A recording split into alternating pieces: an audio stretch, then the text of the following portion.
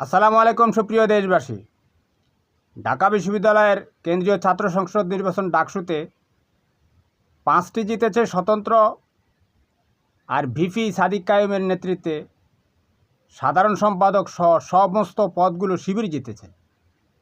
এটা নিয়ে বাংলাদেশের রাজনৈতিক যে সমস্ত চিন্তাশীল মানুষ রয়েছেন তারা বিভিন্ন রকম সমীকরণ দাঁড় করাচ্ছেন। কেউ কেউ বলছেন যে ছাত্রলীগের ভোটগুলো শিবিরকে দিয়ে দিয়েছে। তারপর এছাড়াও তো শিবিরের নিজস্ব ভোট রয়েছে প্রায় 10,000, আপনারা সেটা জানেন। শিবিরের ভোট জীবনেও তারা অন্য কাউকে দিবে না। আওয়ামী লীগের ভোটও আওয়ামী লীগ নৌকা ছাড়া আর কাউকে দিবে না। আওয়ামী লীগের যে ভোটার তারা মেঘমোল্লার বসুকে দিয়েছে, বুঝছেন, সে 10,000 উপরে ভোট পেয়েছে। এটা মনে রাখবেন। আওয়ামী লীগ হচ্ছে একটা একনিষ্ঠ প্রভুভক্ত একটা দল। এরা এদের দলের বাইরে কাউকে ভোট দিবে না, এটা আপনি নিশ্চিত থাকেন। তো আওয়ামী লীগ, ছাত্রলীগ এরা কিন্তু দেশে সংখ্যায় কম, কিন্তু তারা ঐক্যবদ্ধ, বুঝতে পেরেছেন? এরা ঐক্যবদ্ধ।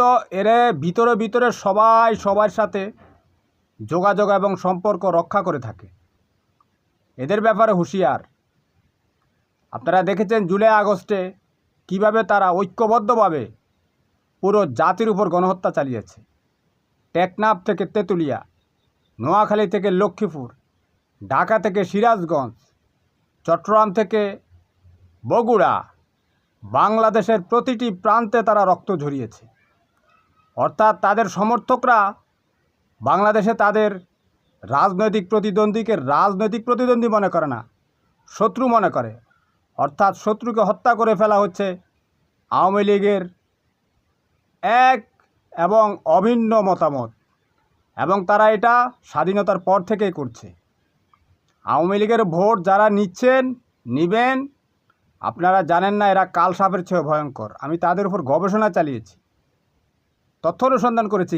আমি একেবারে গবেষক, তথ্য অনুসন্ধান চালিয়েছি। আপনারা জানেন এখন তারা চুপ মেরে থাকবে। ওই যে 111 ঘটিয়েছিল শেখ হাসিনার পায়ুসেনা মঈনুদ্দিন মাসুদউদ্দিন, এরকম ঠিকমতো তারা তাদের দলের জন্য কাজ করবে। এরপরে পুরো জাতিকে তারা বিপদে ফেলবে। ভারতের সাথে মঈনুদ্দিন ফখরুদ্দিন কি করেছিল মনে নেই? এদের ব্যাপারে সতর্ক। এরা কিন্তু রক্তের গঙ্গা বইয়ে দিবে বাংলাদেশে। এদের ব্যাপারে কোনো রকম কোনো দল যদি